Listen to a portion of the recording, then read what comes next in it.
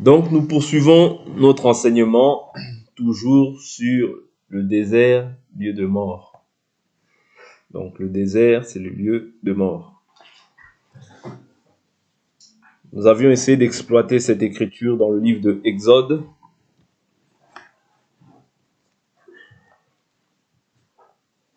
Exode, au chapitre 14, du verset 10, qui déclare, l'Écriture déclare, « Le Pharaon approchait, les Israélites levèrent les yeux, et voici que les Égyptiens s'étaient mis en marche derrière eux, et les Israélites furent remplis de crainte, et crièrent à l'Éternel. Ils dirent à Moïse, « Est-ce parce qu'il n'y a point de tombe en Égypte que tu nous as emmenés pour mourir au désert? Que nous as-tu fait en nous faisant sortir d'Égypte? N'est-ce pas là ce que nous te disions en Égypte? Laisse-nous servir les Égyptiens, car mieux vaut pour nous servir les Égyptiens que de mourir au désert. » Ce qu'il faut comprendre, dans un premier temps, sur Israël, c'est que Israël sont aimés à cause de leur père. Pourquoi ils sont aimés à cause de leur père? À cause de la foi qu'Abraham a manifestée auprès du Seigneur. Quand on parle des patriarches, on parle d'Abraham, d'Isaac, de Jacob, les 12. Ils sont aimés à cause de leur père. Voilà pourquoi Israël, Dieu dit à Abraham, ta descendance sera esclave.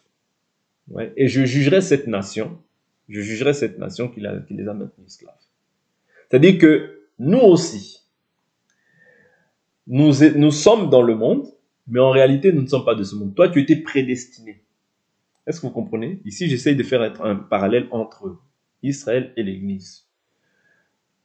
Abraham, c'est-à-dire, c'est à cause de la promesse d'Abraham, parce que souvenez-vous, lorsqu'on voit le livre d'Exode, je prends Exode, ici je suis en train de relater, je prends livre d'Exode, je prends au chapitre,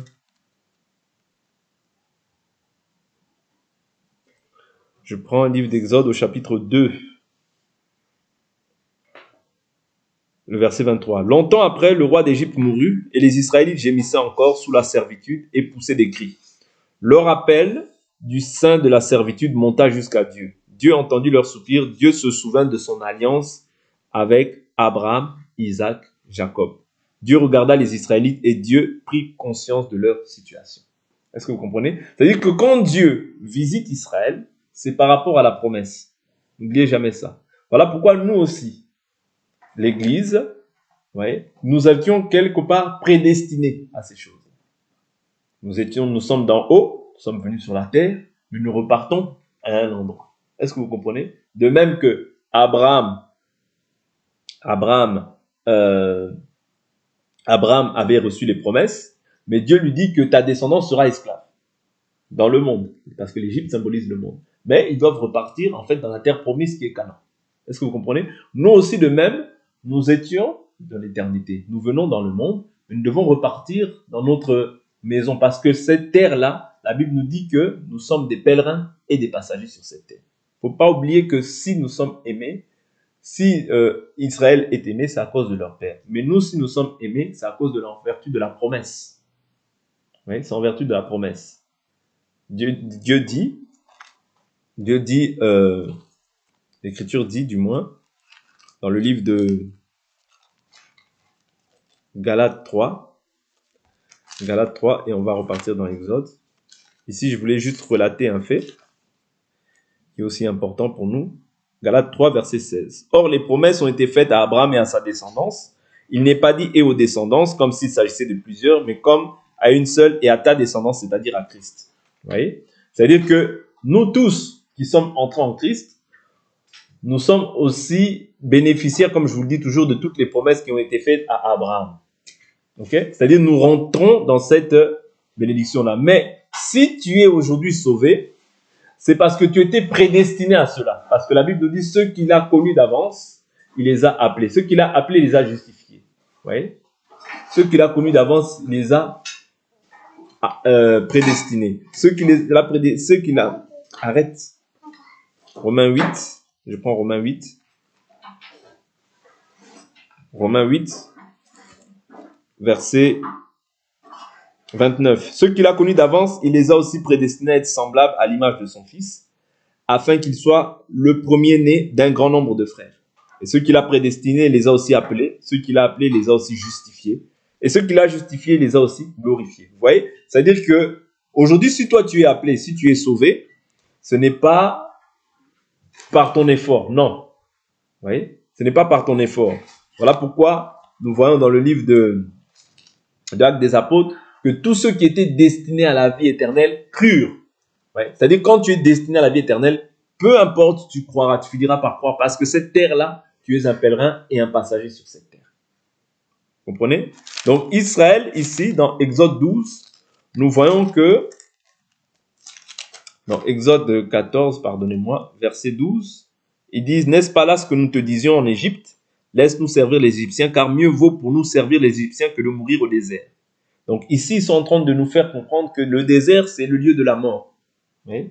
Le désert, c'est le lieu de la mort. C'est-à-dire que quand tu passes dans le désert, tu mourras. Oui? Tu mourras. Tu peux mourir soit par les serpents, mais il y a la mort aussi qui se manifeste aussi par le renouvellement de l'intelligence. C'est-à-dire déjà quand tu traverses les eaux, c'est une mort. Parce que le baptême est symbolisé comme la mort, Romains chapitre 6. Si nous sommes morts au péché, comment vivrons-nous encore dans le péché? Pécherions-nous afin que la grâce abonde? Certes, non. Si nous sommes morts au péché, comment vivrons-nous encore dans le péché? Or, pour mourir au péché, il faut passer par les eaux du baptême. Non seulement par les eaux du baptême, mais il faut aussi manifester maintenant le fruit. Le fruit de la justice, c'est ça qui va attester aussi de la vie qui est en toi, mais de la mort, c'est-à-dire au péché. C'est comme ça que nous avions symbolisé le deux types de mort. Voilà pourquoi Jésus dit, si quelqu'un veut garder sa vie, il la perdra. Est-ce que vous comprenez? Mais si quelqu'un veut perdre sa vie dans ce monde, il la retrouvera. Vous voyez, quand tu perds ta vie, tu la retrouves. Voilà pourquoi nous avions dit notre foi, c'est qui perd, gagne. Mais si tu veux gagner maintenant, tu perdras. C'est ça la mort en réalité. C'est-à-dire, si tu perds aujourd'hui, tu gagneras demain. Mais si tu veux garder ta vie, tu la perdras demain, tôt ou tard. C'est-à-dire, tu ne peux pas on ne se moque pas de Dieu. Ce qu'un homme aura semé, il le moissonnera. Vous comprenez? Donc, c'est très important ce que nous sommes en train de relater comme fait. Donc, l'Égypte a une coutume. Je vous ai toujours dit, l'Égypte a des traditions, l'Égypte a des dogmes. Et nous tous, nous sommes sortis d'Égypte. Mais quand nous sortons d'Égypte, nous avons encore la mentalité de l'Égypte. Est-ce que vous comprenez? La mentalité n'est pas pour autant ôtée d'office. Bien que tu aies reçu une nouvelle nature, mais la mentalité, ton âme a les codes, a les principes, a la manière de vivre de l'Égypte. D'où l'importance du renouvellement de l'intelligence dans la vie de l'homme pour que le caractère de Christ soit maintenant imprimé dans la vie de l'homme. Est-ce que vous comprenez? Parce que tu as reçu un enseignement dans ce monde, que ce soit scolaire, que ce soit au niveau de ta famille, que tout ça, c'est un enseignement qu'on reçoit. Mais maintenant, Dieu veut maintenant imprimer son caractère dans ta vie. Que tu sois renouvelé, que tu voies les choses comme Dieu les voit. Parce que tout ce que Dieu fait est bon. C'est-à-dire, dans cette parole, il y a tout. Il y a la crainte, il y a le respect qu'on doit aux autorités, il y a le respect qu'on doit aux parents, il y a le respect qu'on doit aux plus jeunes. Tout est inclus dans la parole. Parce que Dieu a des projets de paix et non de malheur. Oui. Si tu suis cette parole, tu vivras et tu auras la paix avec les autres. Oui. Mais si tu ne suis pas cette parole, la Bible nous dit, je te conseille de choisir la vie. Oui. Je te conseille, c'est un conseil que Dieu te donne, afin que tu sois heureux et que tu vives. Oui. Parce qu'il y a le bonheur qui accompagne dans cette parole. Mais quand tu méprises ce pain, cette parole, c'est le malheur qui va t'accompagner. Voilà pourquoi quand Israël a méprisé le pain, qu'est-ce qui est arrivé? Les serpents sont venus. Voilà pourquoi la Bible nous dit, ceux qui abandonnent la loi louent le méchant. Et ceux qui gardent la loi s'irritent envers lui. Pourquoi? Parce que le méchant va s'adonner en fait aux pratiques du mal. Ouais. Le méchant va s'adonner aux pratiques du mal. C'est comme David avait dit à Saoul. David avait dit à Saoul, j'aime beaucoup cette écriture où il dit, tu veux me dépouiller de moi, tu veux m'éloigner de mon héritage, ce qui revient à dire, va rendre un culte à d'autres dieux.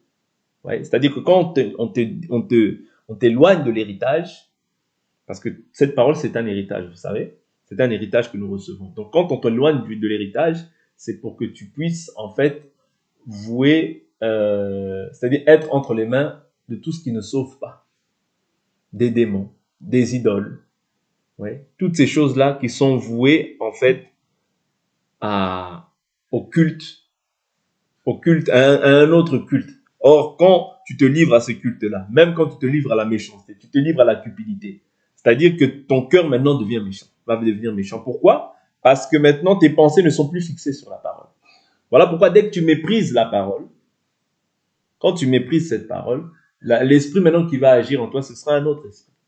Ce ne sera plus l'esprit de Dieu, mais c'est un autre esprit. Ouais. Souvenez-vous, lorsque l'esprit de Dieu se retirait de Saül, un esprit mauvais venait maintenant le tourmenter, n'est-ce pas? C'est-à-dire que quand l'esprit de Dieu s'est retiré, c'est un esprit mauvais qui vient maintenant prendre le relais. De même, quand on abandonne cette parole, ouais, tu commences à louer le méchant. Toi qui avais en horreur les voix du méchant, tu commences à louer le méchant. Pourquoi? Parce que maintenant ton cœur s'est détourné, ton cœur n'est plus entier pour Dieu. Donc maintenant ton cœur est partagé. Parce que quoi? De base, tu as méprisé ce pain. Israël, dès lors où ils ont commencé à mépriser le pain, Dieu a envoyé les serpents brûlants. Et la mort est entrée dans le corps. Oui. Pourquoi? Parce qu'ils murmuraient. Ouais. Le murmure, parce que le murmure ne vient pas de Dieu. Voilà pourquoi la Bible nous dit, dites à chacun la vérité. Oui, nous devons nous dire la vérité. C'est ça qu'un enfant de Dieu doit faire. Mais pas murmurer. Quand tu murmures, tu pèches. Et quand tu pèches, tu laisses l'accès ou l'avantage à l'ennemi. Or, nous, étant des enfants de Dieu, ce n'est pas ainsi que nous agissons, parce que ça, ce sont des œuvres mortes. Des choses que nous sommes censés avoir laissées dans les eaux du baptême. Vous voyez? Parce que le baptême, lorsqu'on t'enterre, lorsqu'on te plonge dans les eaux du baptême, tu laisses ta vie dans les eaux. Vous voyez? En fait, c'est une mort à ton ancienne vie pour vivre maintenant en nouveauté de vie. Mais la nouveauté de vie, comment est-ce qu'on l'apprend? Par l'enseignement, par le renouvellement de l'intelligence. Voilà pourquoi Jésus dira aussi, d'une autre manière, enseignez-leur à garder mes commandements. À garder mes commandements. C'est-à-dire, quand tu ne gardes pas ces commandements, tu vas garder autre chose. Et souvenez-vous qu'on ne peut pas servir deux maîtres à la fois. Ou on aimera l'un et on haïra l'autre. Ou on s'attachera à l'un et méprisera l'autre. Vous comprenez? C'est-à-dire, on ne peut pas servir deux maîtres à la fois. D'où il est important de comprendre que tu ne peux pas servir l'Égypte, bien l'Égyptien, et servir Dieu. C'est pas possible. D'ailleurs, Moïse dit quoi? Moïse dit, laisse-nous partir dans le désert. Parce que si nous rendons un culte en Égypte devant les Égyptiens, ils nous lapideront. N'est-ce pas? Parce que les Égyptiens ont en horreur de manger à la table des Hébreux. Cette table-là que nous sommes en train de partager, cette parole-là, ouais, l'Égyptien en horreur. Voilà pourquoi tu te dis, bon, on va lire la Bible devant quelqu'un qui n'aime pas la Bible, qui n'aime pas celui qui n'aime pas, en fait, parce que la Bible dit toute écriture est inspirée de Dieu. En réalité, envers quelqu'un qui est ennemi de Dieu. C'est-à-dire, vaut mieux même que tu te chamailles avec lui pour autre chose. Mais si tu ouvres la Bible, tu ouvres simplement cette Bible, tu dis, bon, on va prendre une écriture, on va lire.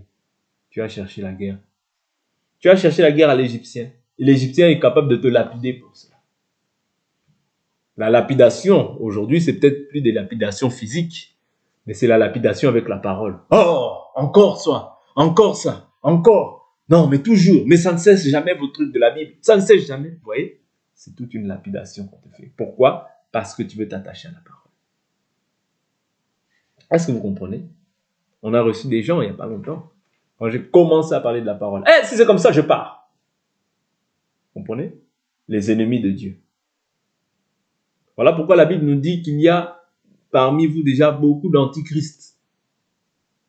Pas l'antichrist physique, mais il y a déjà des antichrists. C'est-à-dire des gens quand tu parles de Christ seulement. Non. Tu peux parler de tout, mais ne parle pas de ça. Oui? Parce que quand tu parles de ça, l'esprit qui est en eux est dérangé. Est-ce que vous comprenez? D'où l'importance, nous qui connaissons la vérité, de nous y attacher. Il n'y a pas de vérité, il n'y a qu'une seule vérité. Il y a l'esprit de vérité et il y a l'esprit de l'erreur. Et je vous dis toujours que nous qui avons cru, nous devons maintenant persévérer. C'est dans la persévérance qu'on verra réellement de quelle nature est ta foi. C'est pas aujourd'hui forcément, c'est après 5 ans, après 6 ans. Est-ce que tu es encore là à persévérer dans la prière, dans la parole? La persévérance, n'oubliez pas, apporte toujours la victoire dans l'épreuve. Quand tu n'as pas la victoire dans l'épreuve, quand tu vois quelqu'un qui faiblit facilement, c'est qu'il n'a pas persévéré. Or, nous devons persévérer dans le bien. La Bible nous dit, ayez le mal en horreur, attachez-vous fortement au bien. Le mal, c'est tout ce qui est lié à la chair, parce que le mal réside dans ta chair. Tout ce qui est mauvais réside dans ta chair. Est-ce que vous comprenez? Et nous devons apprendre à persévérer, même si cela doit créer des divisions, même si cela doit créer des séparations. Apprends à persévérer. Apprends à persévérer, parce que la persévérance, c'est-à-dire il y aura toujours une récompense à la persévérance que tu vas manifester. Parce que si tu ne persévères pas dans ces choses-là, dans les choses d'en haut, tu vas persévérer dans le mal.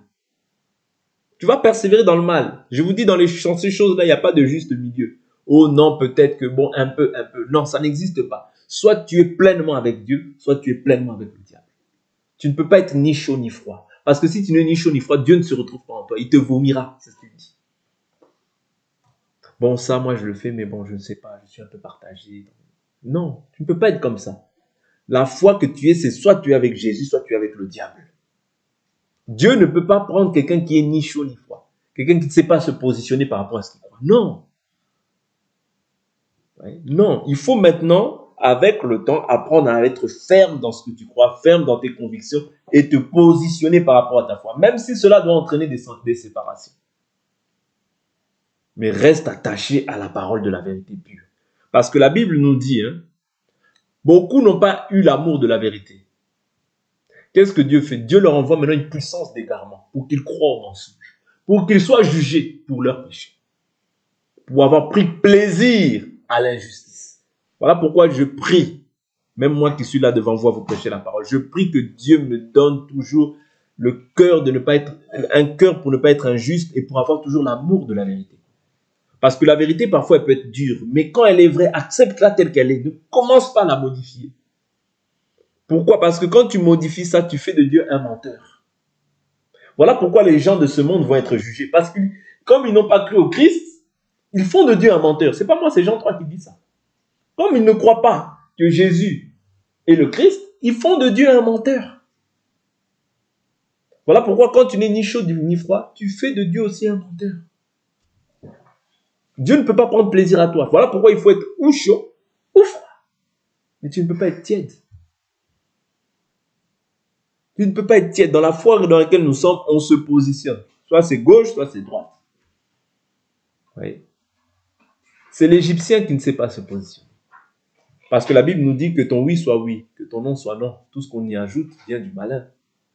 Mes résolutions étaient-elles des décisions selon la chair, en sorte qu'il y ait le oui et le non en moi. C'est-à-dire que quand il y a le oui, le non, quelque part c'est charnel. Parce que avec Dieu, il n'y a que oui et amen. Oui, lui, c'est le oui et l'amen. Oui. C'est-à-dire qu'on doit savoir se positionner. C'est très important. Par rapport à ce qu'on croit. Par rapport à la foi. Oui. Parce que notre foi, c'est le oui et l'amen. C'est très important. Vous voyez? Donc ici, comme je dis, l'Égypte, c'est pour faire balayer maintenant toutes les choses que nous avons appris qui étaient mauvaises dans le monde. Je reprends une autre écriture qui va nous aider aussi, parce on s'est beaucoup attardé sur cette écriture. Je prends une écriture dans 1 Pierre chapitre 4, qui va aussi nous permettre de pouvoir évoluer par rapport à ce thème que nous sommes en train de partager. 1 Pierre chapitre 4, je prends le verset 1 à 2. Ainsi donc, puisque Christ a souffert dans la chair, vous aussi armez-vous de la même pensée. Car celui qui a souffert dans la chair en a fini avec le péché, afin de vivre non plus selon les désirs humains, mais selon la volonté de Dieu, pendant le temps qui lui reste à vivre dans la chair. Vous voyez? Le temps qui nous reste à vivre dans la chair, la Bible nous dit que Christ a souffert dans la chair. Nous aussi, nous devons nous armer de la même pensée. C'est-à-dire que quand toi, tu t'armes de cette même pensée de la souffrance, c'est une arme. Hein? La Bible nous parle de cela comme étant une arme. Vous voyez? Tu dois t'armer aussi de cette pensée-là. Et nous avons diverses armes spirituelles que nous devons mettre à notre service pour tenir ferme face à toutes les ruses du malin. Nous avons plusieurs armes que nous devons avoir pour demeurer dans la justice. Donc tu dois t'armer de cette pensée-là pendant le temps qui te reste à vivre. Pourquoi? Pour que ne plus vivre selon les désirs humains, mais selon la volonté de Dieu. C'est suffisant en effet d'avoir dans le passé accompli la volonté des païens, en marchant dans le dérèglement, les convoitises, l'ivrognerie, les orgies, les beuveries et l'idolâtrie criminelle. Ils trouvent étrange que vous ne couriez pas avec eux vers ce débordement de débauche, et ils vous calomnient. Ils en rendront compte à celui qui est prêt à juger les vivants et les morts. Ils en rendront compte. Parce que ta présence, c'est un jugement pour eux. La vie de sainteté que tu manifestes doit les interpeller. Est-ce que vous comprenez? Voilà pourquoi la Bible nous dit, nous sommes pour Dieu le parfum de Christ. Oui. Pour certains, une odeur de vie. Pour ceux qui sont destinés à la vie, pour certains, une odeur de mort. Oui. Pour ceux qui sont destinés à la mort. Or, quand quelqu'un ne voit plus les œuvres que tu manifestais auparavant, cette personne-là, c'est une manière aussi pour Dieu de pouvoir l'interpeller. Interpeller cette personne en lui disant que voilà, cette personne-là est lumière, mais toi, tu demeures dans les ténèbres.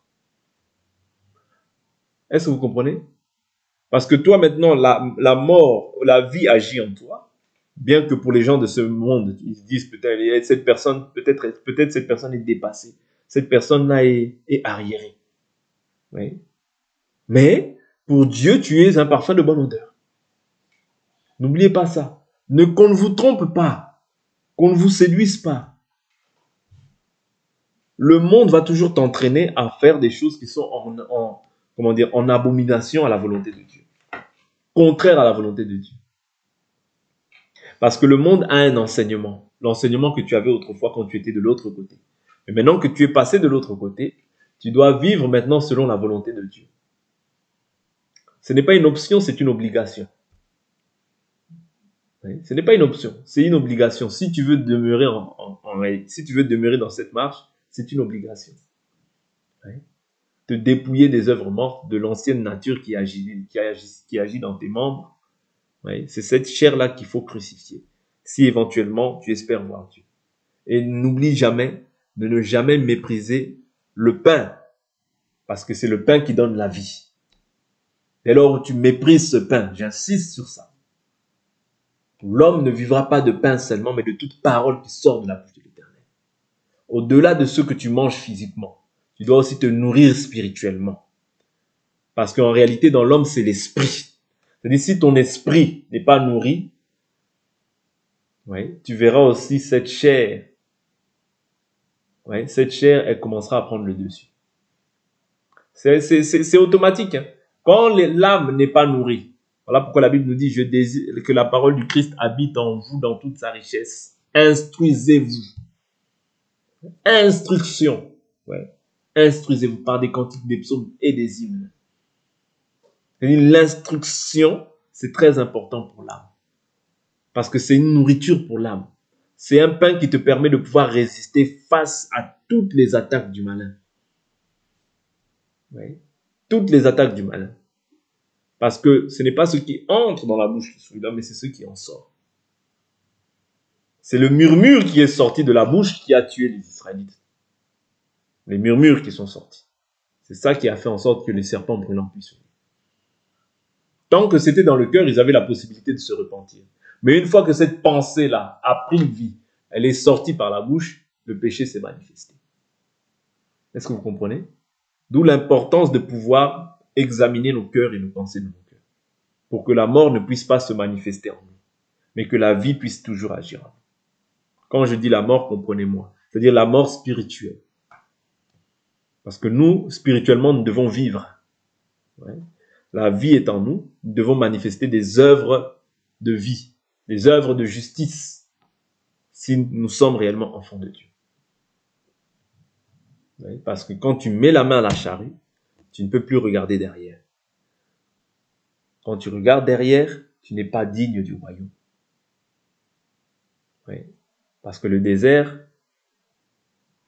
tu vas être englouti dans ce désert, tu vas être détruit dans ce désert. Si tu regardes derrière, tu auras la nostalgie.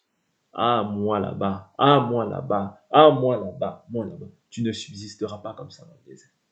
On ne vit pas en Christ dans la nostalgie, non. Quand tu es en Christ, qu'il y ait des difficultés, qu'il y ait la disette, qu'il y ait la faim, qu'il y ait la difficulté, tu regardes toujours au Seigneur. Commence pas à te dire, ah, moi, si je savais, j'aurais fait ça. Moi, si je savais, ah, j'avais la possibilité de faire ça. Tu peux même chercher maintenant à faire des manigances, aller voler, aller, vous voyez, les anciens sentiments, les choses que tu as vomi maintenant reviennent à la surface. Et c'est comme ça que la mort se manifeste. La Bible, Jacques nous dit,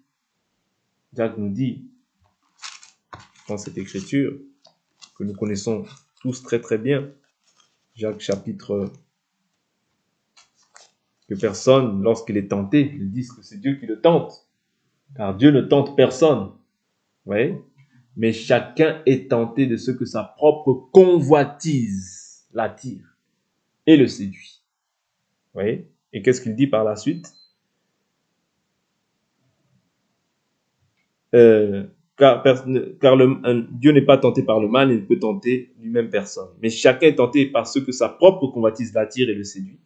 Puis la convoitise, lorsqu'elle a conçu, enfant de quoi? Le péché. Et le péché parvenu à son terme engendre la mort. Vous voyez, donc pour que la mort puisse être manifestée même dans le désert, c'est ce cheminement-là qui a eu cours. Il n'y a pas d'autre cheminement. La convoitise, vous voyez? Pourquoi la convoitise? C'est-à-dire qu'ils en avaient marre de ce pain méprisable. Ils en avaient marre de ce pain méprisable. Ok? Comme ils en ont marre de ce pain méprisable, tu sais, tu ne peux pas être rassasié de quelque chose s'il n'y a pas autre chose. Généralement, quand tu es rassasié de quelque chose d'autre, soit tu as regardé, ou soit tu sais que tu as quelque chose d'autre qui peut remplacer ce que tu as. Vous comprenez? Donc, ils en avaient marre de ce pain méprisable. Moi, je vous dis toujours que ce pain-là symbolise au jour d'aujourd'hui la parole de Dieu que tu dois garder fidèlement jusqu'à la fin. Les commandements du Seigneur que tu dois garder jusqu'à la fin. Parce que si tu ne les gardes pas, tu ne verras pas Dieu. Tu ne verras pas Dieu. Voilà pourquoi la Bible est claire. Vaut mieux la fin d'une chose que son commencement. On peut bien commencer, mais mal finir. Et il serait triste, parce qu'on donnera raison, en fait, à beaucoup qui cherchent à vous voir tomber, qui cherchent à vous voir détruire, et se dire, voilà, on attendait ce jour-là.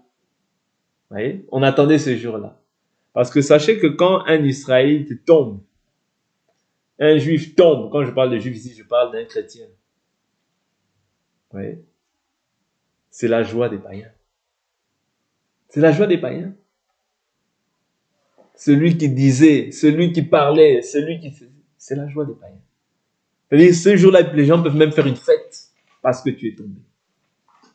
Souvenez-vous, c'est pas moi, c'est Samson. Lorsque les gens ont réussi à attraper Samson, les gens se sont offerts des présents. C'est-à-dire, ils étaient dans la joie parce qu'ils avaient détruit leur ennemi. Vous comprenez? C'est-à-dire que quand l'adversaire arrive à terrasser, vous voyez, quelqu'un qui leur cause du trouble, quelqu'un qui leur cause du souci, ils vont festoyer. Ils vont festoyer. C'est-à-dire qu'ils peuvent organiser une fête juste pour toi. Voilà pourquoi tu n'as pas le droit à l'erreur. Voilà pourquoi la Bible nous dit auprès des gens du dehors, ayez une bonne conduite. Afin que là, ils vous calomnient. Dieu sait qu'il nous calomnie. C'est-à-dire, si toi on te calomnie, ne pense pas, on m'a calomnié. Oh, c'est déjà écrit. C'est déjà écrit qu'on te calomnie. C'est déjà écrit. Vous voyez, pour nous, c'est pas une surprise qu'on nous calomnie. Bien au contraire, nous glorifions Dieu de ce que sa parole s'accomplit dans nos vies. Oh, ils m'ont laissé tout seul. Ils ne veulent plus me parler. Je ne comprends plus. Qu'est-ce que j'ai fait? Celui qui a mis la main à la charrue, là tu regardes derrière. Toi, tu es destiné à avancer. À avancer. Tu ne peux plus regarder derrière. C'est terminé pour toi. Et je vous dis toujours que tu n'as rien à regretter parce qu'il n'y a rien dans le monde. Il n'y a rien dans le monde. Il n'y a rien que tu puisses envier dans le monde. Oui. Il n'y a rien que tu puisses envier dans le monde. Crois-moi, le jour où tu repartiras, tu vas regretter, tu vas dire, ah, j'étais bien là où j'étais. Vous savez, il y a des gens, par moment, qui pensent que là où ils sont pas bien. Mais lorsqu'ils vont chercher ailleurs, ils se disent, ah, ils regrettent, ah, là où j'étais bien. J'étais bien, je ne sais même pas pourquoi je suis bien. Oui, oui, parce que tu regardes aux choses extérieures. Israël, lorsqu'il s'éloignait de la présence de Dieu, qu'ils allaient rendre un culte aux dieux étrangers. Une fois qu'ils rendaient un culte à ces dieux-là, les mêmes personnes qui les avaient attirés vers ces dieux-là maintenant dominaient sur eux. Parce que Dieu fortifiait ces nations-là pour qu'ils puissent dominer sur Israël. Mais quand ces nations-là dominaient avec rigueur sur Israël, qu'est-ce qui se passait? Israël revenait à l'Éternel. Seigneur, pardonne-nous, nous avons péché. Seigneur, pardonne-nous, nous avons péché. C'est ça que beaucoup de gens font aujourd'hui. C'est-à-dire, ils ne voient pas l'exaucement auprès de Dieu, ils vont voir les nations. Ils veulent faire comme les nations. Ils veulent imiter les nations. Après, Seigneur, pardonne-moi. Non, on n'aime pas Dieu par opportunisme. Si tu aimes Dieu, tu gardes ses commandements. C'est ça, aimer Dieu. Seigneur, pardonne-moi. Seigneur, pardonne-moi. J'ai voulu imiter. Non, non, non. Dieu t'a déjà dit, vous n'imiterez pas les pratiques de ces nations. Oui. Si tu es un enfant obéissant, tu dois obéir à ce que Dieu a dit. Si tu aimes réellement le Seigneur a dit, pourquoi m'appelez-vous Seigneur, Seigneur? Ne faites-vous pas ce que je vous commande. Ne sois pas quelqu'un qui soit prompt à dire Seigneur, Seigneur, Seigneur. Examine-toi pour voir si tu obéis ou si tu observes les commandements du Seigneur. Là, le Seigneur te répondra favorablement. Et tu auras la paix avec Dieu. Et crois-moi, quand tu as la paix avec Dieu, c'est la chose la plus essentielle que tu puisses espérer dans cette vie. Le reste, tout est vanité, poursuite du vent. Tout passera. Mais toi, attache-toi à ce qui est écrit. C'est là notre récompense, nous les enfants de Dieu. En dehors de ça, c'est la distraction. En dehors de ça, c'est les vanités. C'est les vanités. Oui, c'est les vanités. C'est les concurrences. C'est les haines. C'est les jalousies. C'est les querelles. C'est les orgies. C'est l'idolâtrie. Toutes ces choses-là. Les beuveries. Et je vous dis toujours, même si aujourd'hui tu fais le test, tu essayes de repartir dans le monde, tu ne supporteras pas. Si tu es véritablement un enfant de Dieu, tu ne supporteras pas. Parce que tu verras que non, ma place n'est pas ici. Ma place n'est pas ici. Tu ne peux plus supporter de mettre des trucs qui s'arrêtent ici, des jupes qui s'arrêtent ici, on voit toutes tes cuisses dehors. Tu ne peux plus. Pourquoi ta place n'est plus là-bas? Mais il faut que tout maintenant en toi puisse glorifier Dieu. Il faudrait que toute ta vie, tout ton être puisse glorifier Dieu. Parce que tu es déjà engagé. Ne cherche pas à regarder les gens du monde. Regarde à Dieu. Meurs à toi-même. Meurs à toi-même. Ne regarde plus à gauche ni à droite. Meurs à toi-même. Et Dieu prendra plaisir davantage à toi. Amen. Donc on va s'arrêter ici. On va prier.